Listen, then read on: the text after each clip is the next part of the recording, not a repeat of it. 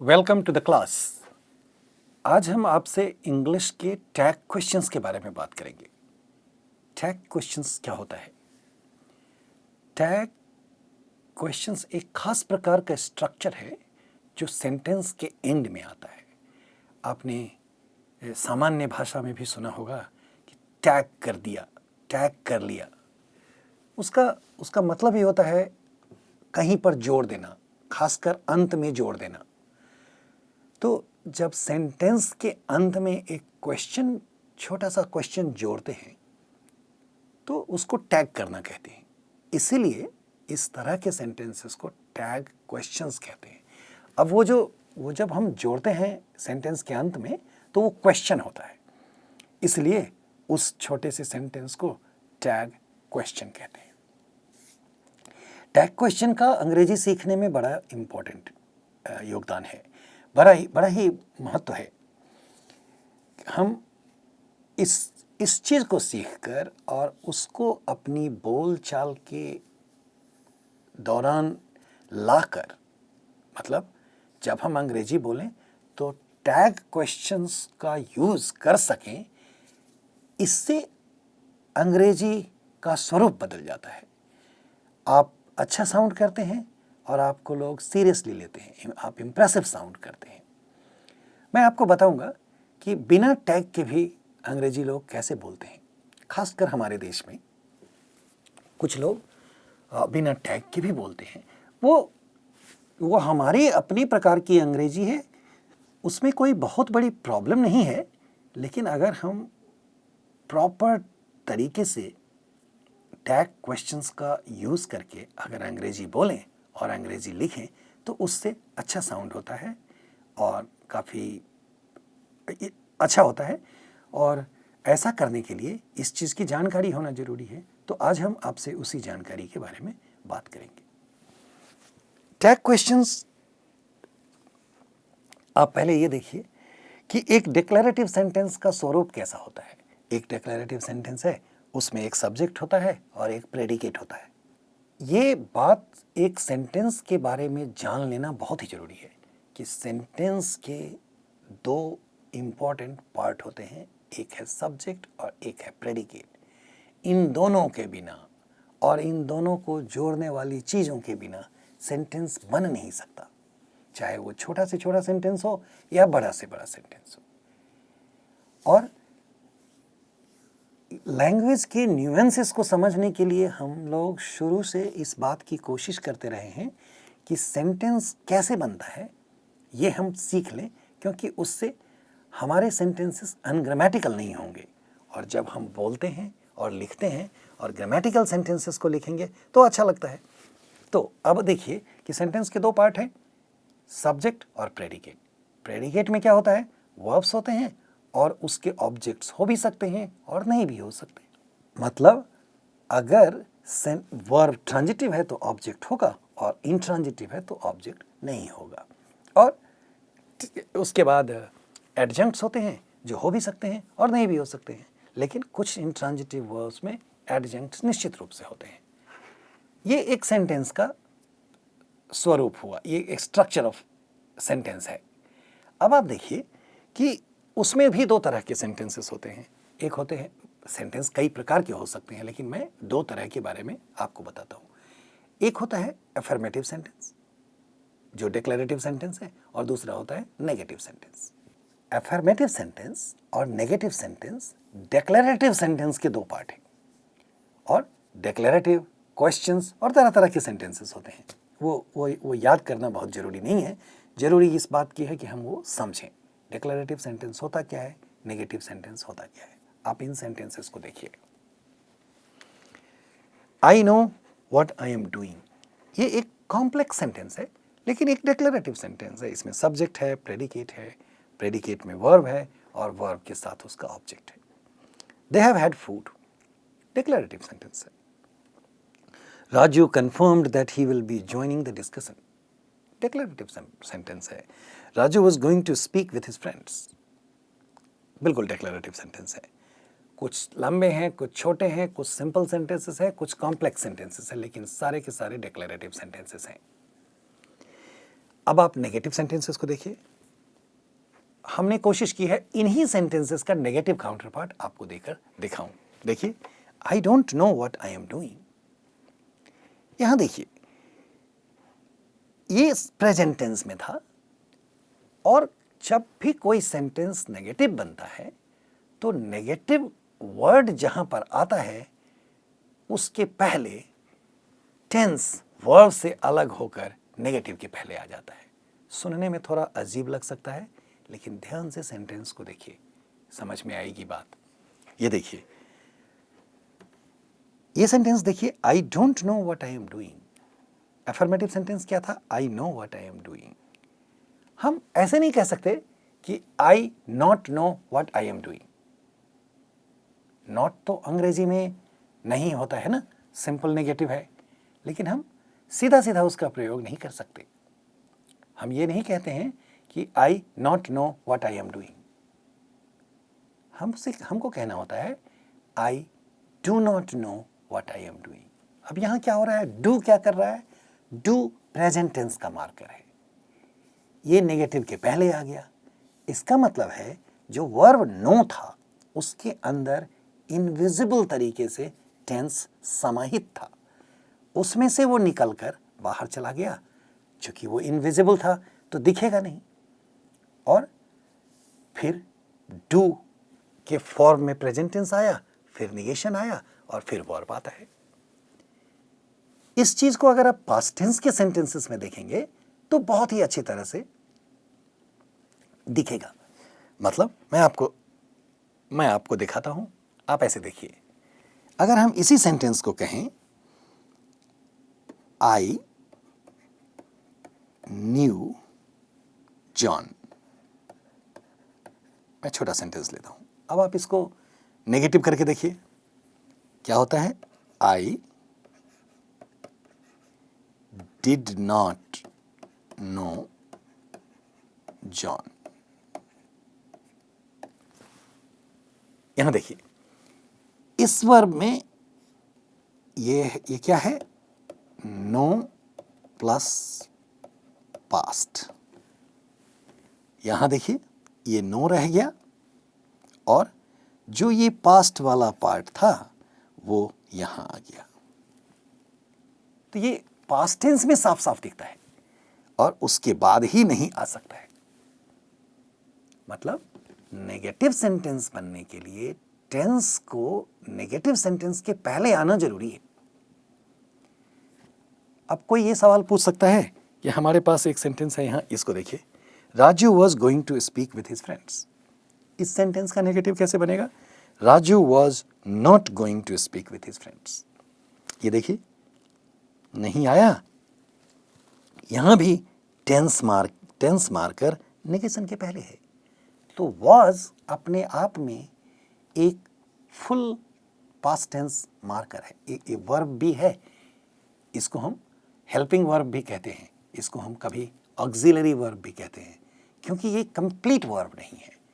No, confirm, गो, इस तरह का वर्ब नहीं है। वो वर्ब भी है, लेकिन पास्ट टेंस मार्कर है। तो जब वो पहले आ रहा है तो उसके बाद किसी को बाहर निकालने की जरूरत नहीं है, वो तो वहां है ही। तो ये सारे सेंटेंसेस देख करके आप अफर्मेटिव और नेगेटिव सेंटेंस के बीच का अंतर समझ सकते हैं। अब आप सोच रहे होंगे कि हमने तो टैग क्वेश्चन के बारे में बात करना शुरू किया था, तो इसके बारे में क्यों बात कर रहे हैं? ऐसा नहीं है। इन दोनों चीजों का टैग क्वेश्चन ठीक से समझने के लिए बहुत इंपॉर्टेंस है। यही दो चीज टैग क्वेश्चंस में काम करती है। अभी मैं दिखाता हूं। तो अब आप बाकी सेंटेंस खुद देखिए। दे हैव हैड फूड, यहां देखिए they have not had food. तो यहां भी नेगेशन आने के पहले प्रेजेंट टेंस मार्कर पहले है। ये देखिए, ये जो मैंने आपको यहां दिखाया, ये यहां आपको दिख सकता है, Raju confirmed that he will be joining the discussion. ये देखिए, यहां पास्ट टेंस मार्कर था, तो पास्ट टेंस को इस नेगेशन के पहले आना पड़ा, डिड नॉट कंफर्म। देख रहे हैं, यहां जो हमने बताया आपको वही बात यहां दिख रही है। तो इससे हमने अभी क्या सीखा कि अफर्मेटिव और नेगेटिव सेंटेंसेस क्या होते हैं। अब आगे बढ़ते हैं, तब हम समझ पाएंगे कि टैग क्या होते हैं। अभी मैंने आपसे बताया कि it appears at the end of a sentence and appears in the form of A question. इसीलिए क्योंकि ये एंड में है तो टैग होगा, और क्वेश्चन है तो इसलिए इसको हम क्वेश्चन बोलते हैं।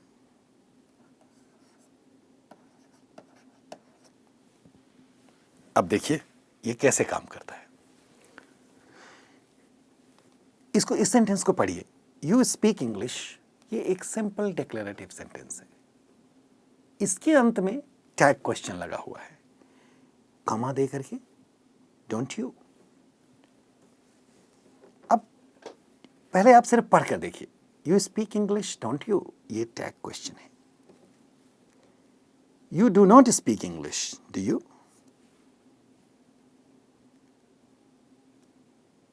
ठीक है, ये यहां जो आप देख रहे हैं डोंट यू, ये डू और नॉट का कॉन्ट्रैक्टेड फॉर्म है, मतलब छोटा किया हुआ फॉर्म है। और आमतौर पर टैग क्वेश्चंस में ये डू और नॉट मतलब टेंस मार्कर और निगेशन मार्कर कॉन्ट्रैक्टेड फॉर्म में ही आता है, क्योंकि बोलने में जल्दी में उसको हम बोल सकते हैं, इसलिए वो कॉन्ट्रैक्टेड फॉर्म में भी आता है। तो यहां पर इसीलिए हमने लिखा है contraction of tense and negation is mandatory in tag questions. मतलब अगर हम उसको नहीं जोड़ें तो वैसा बोलने में थोड़ा अजीब लगता है। तो हम ये भी बोल सकते हैं do you speak English do not you. ये थोड़ा अजीब लगता है, मतलब ऐसा कोई नहीं बोलता है, लेकिन आमतौर पर लोग ऐसे कहते हैं you speak English don't you. इसी को हम कहते हैं कि ये मैंडेटरी है टैग क्वेश्चन में कॉन्ट्रैक्शन, मतलब इन दोनों का आपस में जुड़ करके ऐसा बनना मैंडेटरी है। सेकेंड वाला खुद ही नेगेटिव सेंटेंस है, you do not speak English do you. यहां पर निगेशन नहीं है। अब आप इस दो सेंटेंस को देख करके थोड़ा रुकिए, सोचिए और समझिए क्या दिख रहा है आपको। आपने टैग क्वेश्चन देखा अंत में, सबसे पहले ये देखिए कि इसका मतलब क्या है, ये क्या बताता है। अगर हम हिंदी में बोले तो इसको हम बोलते हैं आप अंग्रेजी बोलते हैं, यू स्पीक इंग्लिश आप अंग्रेजी बोलते हैं। और साथ में कंफर्म करने के लिए एक छोटा सा सवाल पूछते हैं, है ना, आप अंग्रेजी बोलते हैं, है ना, है ना, है नहीं बोलते हैं हम लोग हिंदी में। कैसे बोलते हैं, है ना। ये है और ना जो है वही टैग क्वेश्चन है। अब मैं आपको खासकर हिंदी के बारे में बताता हूं, लेकिन ये भी सही है कि ऐसा हर भाषा में होता है। तो हिंदी में है ना एक ऐसा क्वेश्चन है जो किसी भी सेंटेंस में के अंत में लगा करके टैग क्वेश्चन बनाया जा सकता है। मतलब किसी भी सिंपल सेंटेंस हो, किसी भी टेंस में हो, हम उसमें लगाकर बना सकते हैं, है ना। लेकिन अंग्रेजी में ऐसा नहीं होता है, सिर्फ एक मार्कर नहीं होता है। अंग्रेजी में जब भी आप टैग क्वेश्चन देखेंगे, वो टैग क्वेश्चन उस सेंटेंस के, डिक्लेरेटिव सेंटेंस का जो टेंस है उसके आधार पर बनाया जाता है। अब आप देखिए यहां यू स्पीक इंग्लिश, ये प्रेजेंट टेंस है, तो इसीलिए यहां प्रेजेंट टेंस मार्कर आया है, डोंट यू। और जो खुद ही नेगेटिव सेंटेंस है, तो नेगेटिव सेंटेंस में टैग अफर्मेटिव हो जाता है, अफर्मेटिव कोई सेंटेंस में टैग नेगेटिव होता है, तभी जाकर के वो कंफर्मेशन क्वेश्चन बनता है, you don't speak English do you. ऐसा जब पूछते हैं डू यू, तो फिर वो कंफर्म होता है। तो टैग क्वेश्चन का फंक्शन क्या है, हम जो बोलते हैं उसको दोबारा से कंफर्म करना चाहते हैं, ये फंक्शन है टैग क्वेश्चन का। और उसका स्ट्रक्चर क्या है, उसका स्ट्रक्चर ये है कि टेंस वो नेगेटिव क्वेश्चन होगा, लेकिन टेंस और सब्जेक्ट मेन सेंटेंस से आएगा। यहां देखिए, यहां पर प्रेजेंट टेंस था इसीलिए यहां प्रेजेंट टेंस आया, यहां यू सब्जेक्ट है तो ये आया। अब और भी आप देखेंगे तो सिर्फ इस 2 सेंटेंसेस के बेसिस पर आप इतनी बातें कह सकते हैं, समझ सकते हैं। अगर आपने समझ लिया है तो इसके आगे बढ़ के देखिए, और भी कई तरह के सेंटेंसेस हैं और हम उनसे आपको अच्छी तरह से दिखाएंगे कि और सिचुएशंस में टैग क्वेश्चन कैसे बनता है। तो अभी जो मैं बता रहा था इसका होता है इंगेज, वेरीफाई, कंफर्म, ये सारे इसके फंक्शन होते हैं।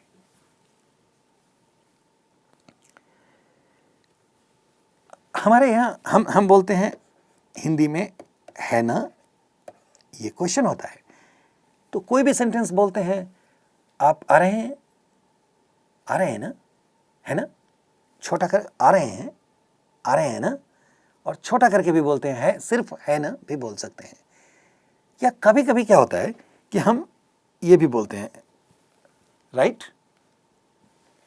अब जैसा मैंने आपको शुरू में कहा कि अभी मैंने आपको प्रॉपर तरीका बताया है टैग क्वेश्चन बनाने का, लेकिन हमारे देश में बहुत सारे लोग जब अंग्रेजी बोलते हैं तो वो टैग क्वेश्चन के बगल में ये है ना का ट्रांसलेशन लगा देते हैं।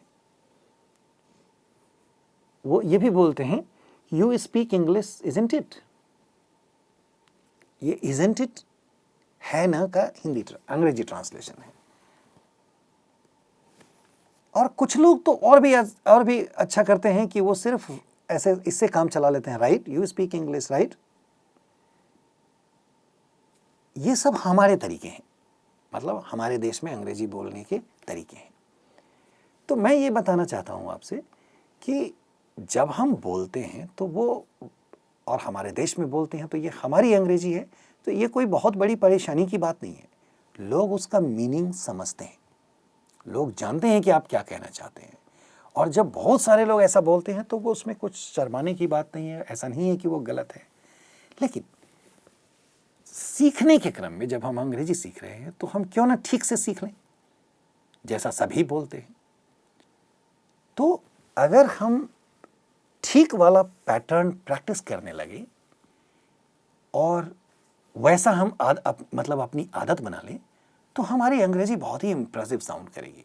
तो मैं ये नहीं कह रहा हूं कि कुछ गलत है उसको ठीक करना है, लेकिन इंप्रेसिव बनाने के लिए, इंप्रेसिव दिखने के लिए अगर हम करेक्ट फॉर्म का यूज़ करना शुरू कर दें तो अच्छा लगेगा, हमको भी कॉन्फिडेंस मिलेगा। मतलब जो बोलने वाले को कॉन्फिडेंस मिलता है और उससे कम्युनिकेटिव कॉन्फिडेंस डेवलप होता है। और आमतौर पर लोग जब सीखना है तो सही ही क्यों ना सीख लें, ये बात होती है। इसलिए ये देखा आपने, राइट, इजंट इट टाइप की चीज़ें हम अपने यहाँ यूज़ करते हैं, लेकिन एक्चुअली में इसका यूज़ वैसे होना चाहिए जैसा मैंने आपको दिखाया कि you speak English don't you, इस तरह से उसका यूज़ होना चाहिए। तो अब आप देखिए आगे बढ़ करके कि इसका स्ट्रक्चर ऐसा होता है, डोंट यू, डू यू। अब देखिए पास्ट टेंस में जैसा मैंने आपको बताया, you liked travelling didn't you. अब यहां पास्ट टेंस था तो इसलिए क्वेश्चन टैग में पास्ट टेंस आया। ये यहां से निकल कर नहीं आता है, जैसा मैंने आपको नेगेटिव सेंटेंस में दिखाया था ऐसा नहीं होता है, वहां भी रहता है, लेकिन टैग क्वेश्चन में वो उसी की कॉपी होती है। पास्ट टेंस में अगर सेंटेंस है तो वो पास्ट टेंस मारकर उसमें आएगा। You did not like travelling did you, ये पास्ट टेंस है।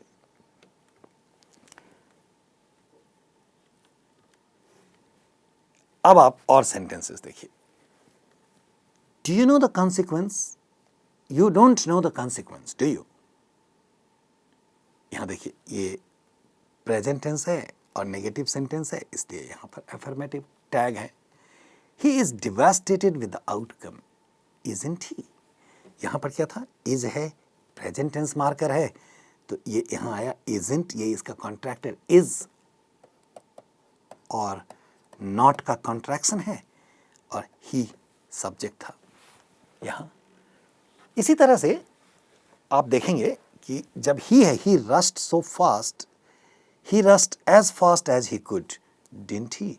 यहां देखिए ये पास्ट टेंस था तो यहां पर पास्ट टेंस आया, कॉन्ट्रैक्शन है डिड और नॉट का।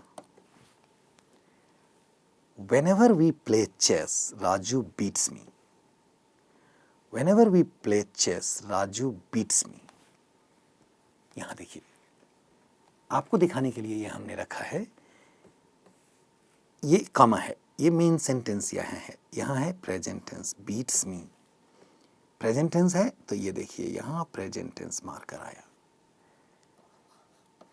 डज, ये थर्ड पर्सन है राजू, तो इसलिए ये थर्ड पर्सन के फॉर्म में आया, और इसमें नेगेशन है डजंट, और यहां पर एक्चुअली होना चाहिए था डजंट ही, क्योंकि राजू मैस्कुलिन है इसलिए यहां पर मैस्कुलिन मार्कर होगा। अगर यहां पर कोई फेमिनिन नाउन होता, जैसे whenever we play chess Sarita beats me, doesn't she, तब हम शी बोलते। He spoke with you didn't he, यहां तो ही है इसलिए कोई बात नहीं है, लेकिन जब भी नाम आएगा तो उसको हम थर्ड पर्सन में कन्वर्ट करके अंत में ही लिखते हैं। She wants me to come to Chennai, doesn't she, ये देखिए यहां पर शी था, प्रेजेंट टेंस है, थर्ड पर्सन है, तो third person present tense negation का कॉन्ट्रैक्शन है, और ये थर्ड पर्सन में प्रोनाउन है। तो इससे आप याद है आपको first person, second person, third person, singular, plural, present, past, देखिए इन सारी चीज़ों को एक साथ मिलाने से कैसे हम नए स्ट्रक्चर को सीखते हैं, ये है टैग क्वेश्चंस। और बस हमको ये ध्यान में रखना है कि यहाँ सब्जेक्ट क्या था और यहाँ टेंस क्या है, और ये अफर्मेटिव सेंटेंस है या नेगेटिव सेंटेंस है, उसके हिसाब से हम टैग क्वेश्चन बनाते हैं। और अगर ऐसे बनाएंगे, ऐसे बोलेंगे, तो हमारी अंग्रेजी काफ़ी इंप्रेसिव साउंड होगी दूसरों को। कुछ और सेंटेंसेस देखिए, मैं आपको काफ़ी सेंटेंसेस दिखाना चाहता हूँ, लेकिन साथ में ये रेकमेंड करना चाहता हूँ कि आप कुछ अफर्मेटिव सेंटेंसेस खुद लिखिए। अब आप निश्चित रूप से ग्रामेटिकल सेंटेंसेस लिख सकते हैं, अगर धीरे धीरे लिखेंगे और सोच कर लिखेंगे कि सब्जेक्ट कैसा है, थर्ड पर्सन है, सेकंड पर्सन है, फर्स्ट पर्सन है, सिंगुलर है, प्लूरल है, तो आपका ग्रामेटिकलिटी बिल्कुल ठीक हो जाएगा, मतलब एग्रीमेंट बिल्कुल ठीक हो जाएगा। और ऐसा चेक करने के बाद उन सारे सेंटेंसेस का टैग क्वेश्चन बनाइए। अगर ये प्रैक्टिस आप 4-5 बार करेंगे 10-20 सेंटेंसेस के साथ, तो आपको निश्चित रूप से ये इम्प्रूव हो जाएगा। और जैसा हमने बताया, प्रैक्टिस करने के साथ साथ ये ध्यान में रखना जरूरी है कि इसका स्ट्रक्चर है क्या। अब देखिए, he was dead by the time they found him, wasn't he? He called me names, didn't he? He broke his legs while playing football, didn't he? ये सारे अफर्मेटिव सेंटेंस हैं, तो ये नेगेटिव होंगे tags. She never missed an opportunity to make me feel bad, does she? She never misses an opportunity to make me feel bad. यहाँ देखिए, ये present tense है, थर्ड पर्सन है, does she? ये यहाँ नेगेटिव नहीं होगा क्योंकि ये तो नेगेटिव सेंटेंस ऑलरेडी है। They asked him, didn't they? We will not allow this, will we? He will not allow this, will he? ये देखिए, यहाँ फ्यूचर टेंस मार्कर है, तो फ्यूचर टेंस मार्कर आएगा। तो इस तरह से आप इस लेसन में क्या सीखते हैं कि ये जरूरी है कि हम टैग क्वेश्चन को ठीक कर लें अपने अंग्रेजी को ठीक करने के लिए। दूसरा, टेंस और निगेशन के आपसी समन्वय, तालमेल को समझ लें कि जब कभी भी अंग्रेजी के सेंटेंस में निगेशन आता है, नेगेटिव वर्ड आता है, मतलब जब सेंटेंस नेगेटिव होता है, तो टेंस वर्ब में नहीं रहता है, टेंस बाहर रहता है, और तब निगेशन बनता है। इसको समझने के बाद टैग क्वेश्चन बनाना आसान हो जाएगा। और टैग क्वेश्चन में कॉन्ट्रैक्शन होता है, मतलब टेंस और निगेशन का कॉन्ट्रैक्शन होता है हमेशा, और ये अंत में जुड़ा रहता है सेंटेंस के, जो कई तरह का फंक्शन होता है, जैसे अफर्मेशन या कन्फर्मेशन।